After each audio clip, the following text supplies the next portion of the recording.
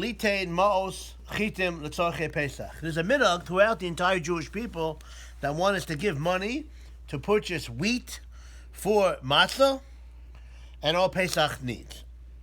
Where does this come from? Is this an old wives' tale? No. It comes from none other than the Rambam, the main commentator on the Shulchan Aruch, where he says, "U'minhag liknos chitim lachakon laniyim l'tzorech Pesach." There's a minhag to purchase wheat and give them out to the poor people for all Pesach needs. Who is obligated to provide the funds for this communal need? So the Shulchan Aruch says, anybody who lives in the city 12 months has to give money for this. So these snowbirds that go back and forth from Florida to up north, are they obligated? It's a question, because they're only here 6 months and then they're back up north for 6 months. Mm-hmm. So maybe they have to give in both places. According to the simple reading of the Shulchan Aruch, they don't have to give in either place. Unless what it means is, not that you have to live in the city for 12 months of the year, but as long as you're in a place for 12 months, then you're obligated to give. So if you live 6 months in one place, then the next year you go back for another 6 months, then you'll be obligated to give already in that place. So it depends how you read the Shulchan Aruch. Mm-hmm. You know what I'm saying, Aaron Yud? Okay. Now where does it come from? This is actually a piece in the Jerusalem Talmud, that the Jerusalem Talmud tells us that it's an obligation.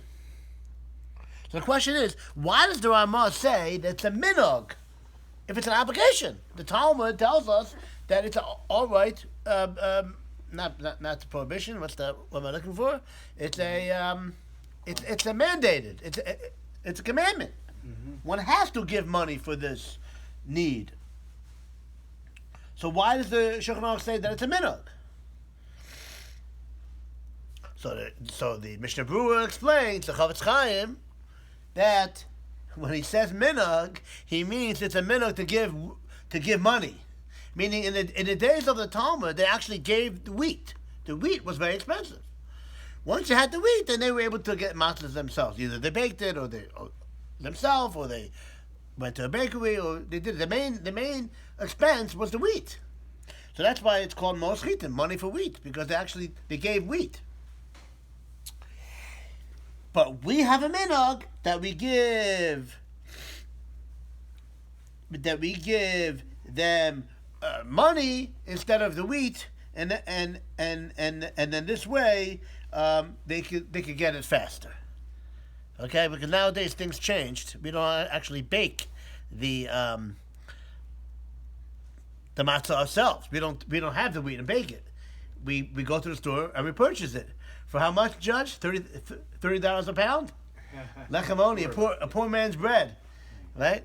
So that's the answer to that question. That it's if the Talmud calls it a application, why does the Shulchan Aruch say it's a minhag?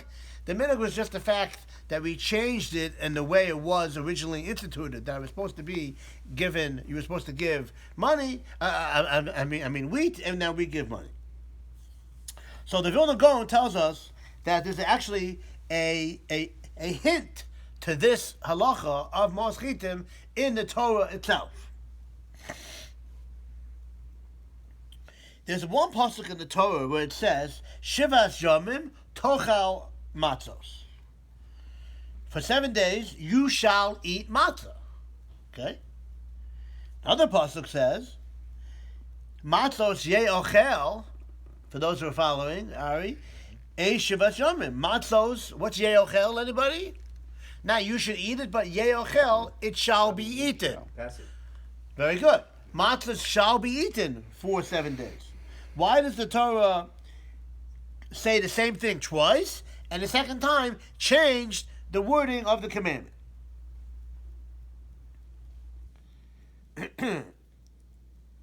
Second question. The first time it says matzos, mem tzadik tuf, without the vav in the middle.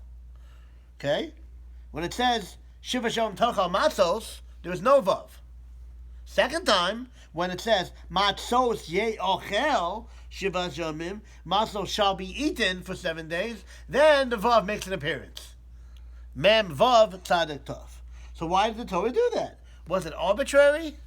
I don't think so. And I'm happy it's not. Otherwise, I wouldn't have a class for tonight. So I'm happy. Thank you, God, for doing something so I can have what to talk about. So why did the Torah change it? Says the Vilna Gaon, very nice. The first pasuk is the commandment that each person has to eat matzah.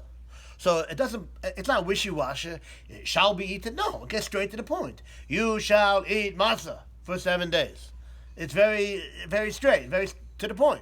Because that's the mitzvah that you have to actually do the matzah mitzvah, the actual commandment of taking matzah, putting it in your mouth, chewing it, and eating it. So it says it, beferish, as it say in Hebrew, explicitly, you shall eat matzah for 7 days. The second mitzvah, the second pasuk, is the commandment that we have to make sure that every yid has the wherewithal to fulfill the mitzvah of eating matzah. So the second pasuk is the commandment in general on the mitzvah of achilas matzah that we have to make sure that everybody has the ability to fulfill that. Therefore it says tochal. Okay, the first time it says tochal because that's talking about the mitzvah that you do yourself. The second time is talking about the obligation to make sure that everybody fulfills their obligation of eating matzah, and therefore it says the matzah shall be eaten for 7 days. Because we're talking about your obligation to make sure that other people fulfill the mitzvah of matzah. Says the Vilna Gaon, and then we'll end with this beautifully. That's why the first time it says matzos without the vav. They call it in the Hebrew choser, missing. Why? Very interesting. There's a musar, there's an ethical teaching. The first pasuk we said was talking about the mitzvah to eat matzah yourself. When it comes to yourself, you don't have to make sure that you have so much. Make sure other people get.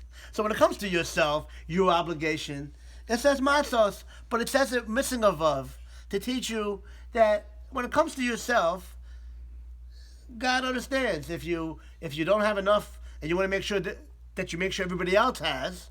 So for yourself, you could be a little knap, as I say in Yiddish. You don't have to be so extravagant. You fulfill the mitzvah. I'm not saying not to do it the right way. You do the mitzvah, but you don't have to do the extra.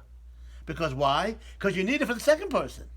When it comes to the second pasuk, which is talking about the mitzvah to give others, then it's male, then it's full. For yourself, you could say a little bit's enough. When it comes to others, then you don't say, oh, that's enough for him. He doesn't need more. No. The attitude of the Torah is, for yourself, you could say, I'm just going to fulfill the mitzvah, the minimum requirement, and God will be happy that I make sure that I have enough for others. But when it comes to giving to others, then you have to be male, then you have to be full. Because then all of a sudden, you're not cheap. For yourself, you could be frugal, you could be, I don't know if cheap is the right word, you could be frugal, you could be, concerned about the next person. But when it comes to you giving to other person, then you have to be male, then you have to be full. And you only have enough for one. Right. Maximum. Yeah. For yourself. You eat it yourself, or you know somebody else is very poor, doesn't have Ooh, it. very good question. What We're should you do? going to get to that in the next year. Amir Tashem. Okay, very good. Thank you for listening.